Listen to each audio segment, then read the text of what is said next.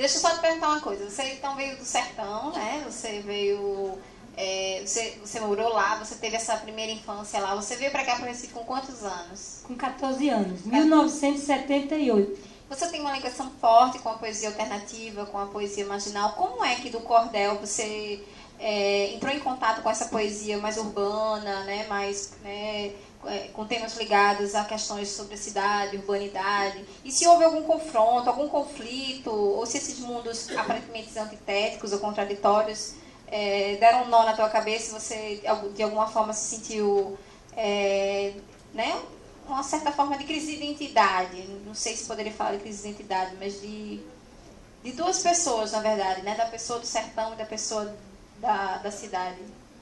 Não, eu não tive não, porque tem uma coisa, tem todo esse universo lúdico maravilhoso do cordel, mas eu já lia prosa demais e li os clássicos. Então, assim, quando eu cheguei aqui, eu tinha mais uma leitura até de prosa do que da poesia. E conhecia a poesia de Drummond e de Bandeira. Então, eu não vim muito virgem do ponto de vista...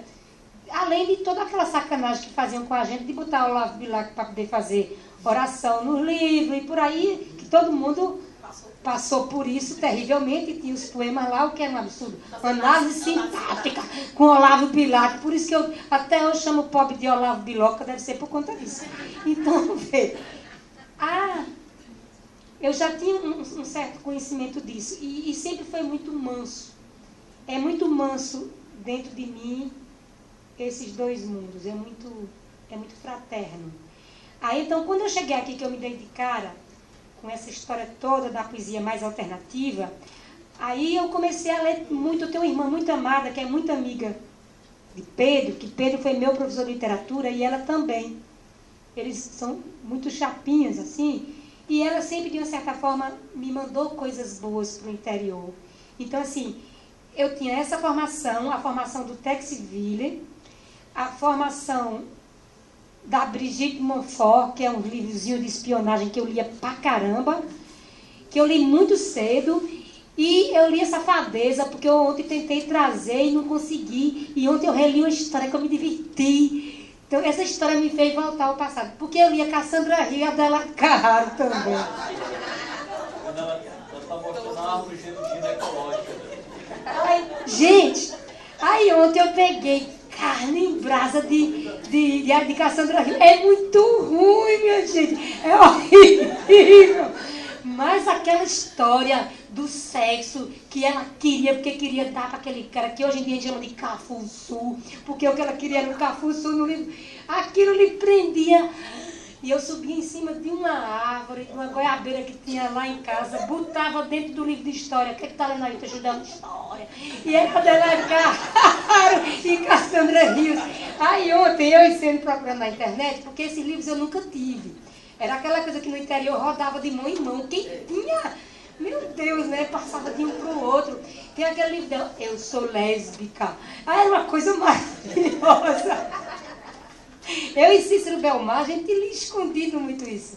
Ontem eu disse, meu Deus, que coisa terrível, como é ruim. Né? Mas minha formação literária também tem essa coisa muito ruim, eu acho isso ótimo, é um lado B que eu acho muito maravilhoso, sabe? Todos nós temos, né? Lado B. Aí vamos chegar em Recife, né? Aí eu queria dizer assim, deixa eu tirar meu saco, que o saco aqui é grande.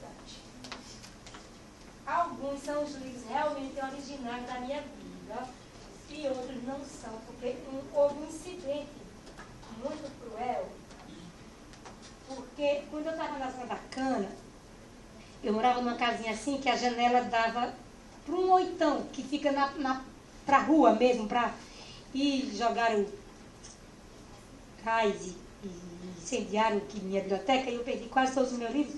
Então, assim, eu tenho muito poucos livros, os originais, eu tive que ir refazendo, etc. Esse livro aqui é um livro do Bandeira, é uma edição de 1967. Acho que todo mundo deve ter comprado esses livrinhos lá dos clássicos, né? Era bem baratinho, acho que todo mundo leu. Eu vou ali dizer um poema, porque aí o Roberto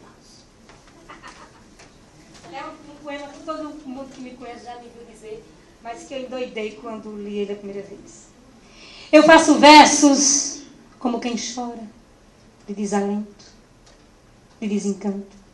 Feche o meu livro, se por agora não tem motivo nenhum de pranto. Meu verso é sangue, volúpia ardente, tristeza espassa, remorso vão. Dói nas veias, amargo e quente, cai gota a gota do coração. E nesses versos de angústia rouca, assim dos lábios, a vida corre, deixando um acre, sabor na boca. Eu faço os versos como quem morre. Manuel Bandeira.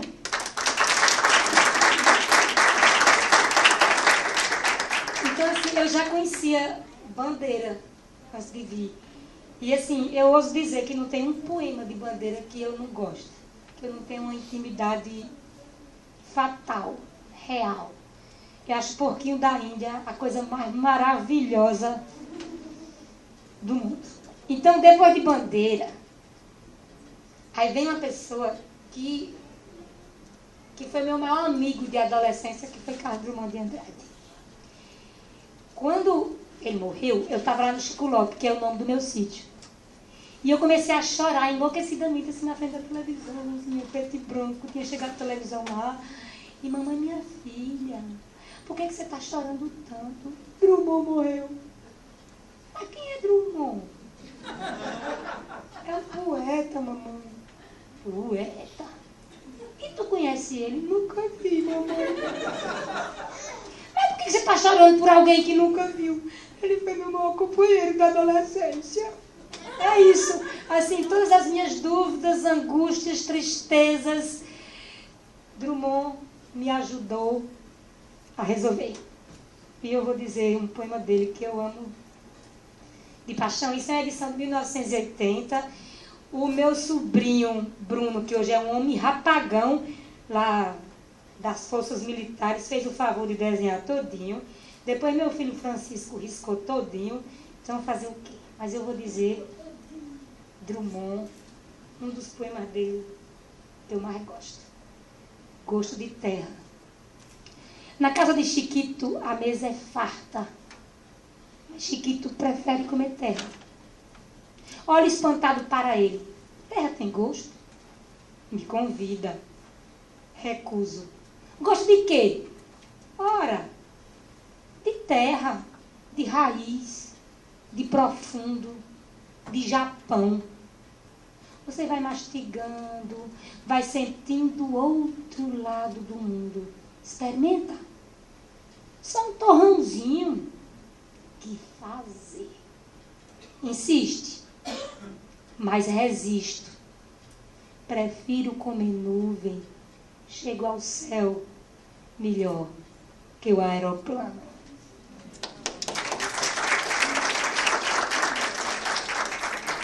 Aí depois desses dois, esse eu nunca tinha ouvido falar.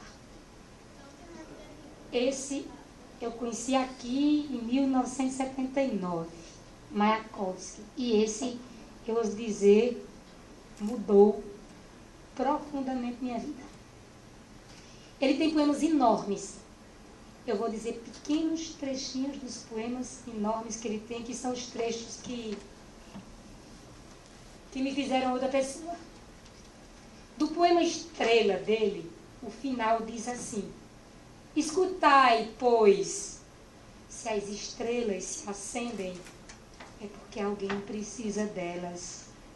É porque, em verdade, é indispensável que sob todos os tetos, cada noite, uma única estrela, pelo menos, se alumie.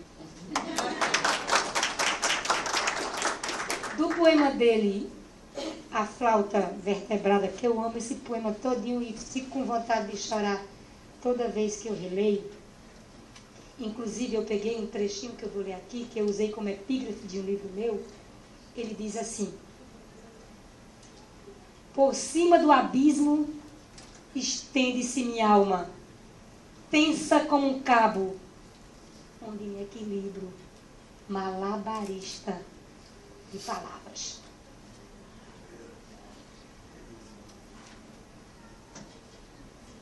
Do poema Nuvem Sem Calças, é muito difícil dizer o que eu não gosto mais desse nome. Eu gosto de tudo. O poema Nuvem Sem Calças tem um momento que ele diz assim: ó delicados, Vós que pousais o amor sobre ternos violinos, ou grosseiros que o pousais sobre os metais, vós outros não podeis fazer como eu, virar-vos pelo avesso e ser todo lábios.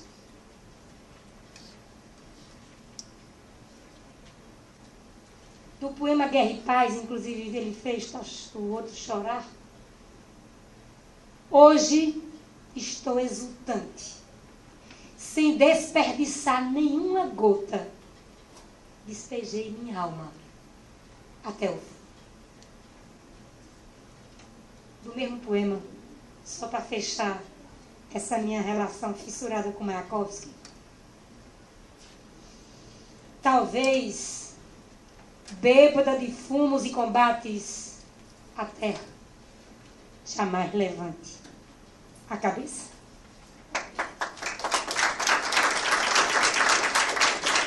Esse cara me deu minha vida porque o meu filho é Vladimir. O meu segundo filho é Vladimir. E ele não é Vladimir por conta de Lenin, como metade da humanidade pensa. Ele é Vladimir por conta de Mayakovsky.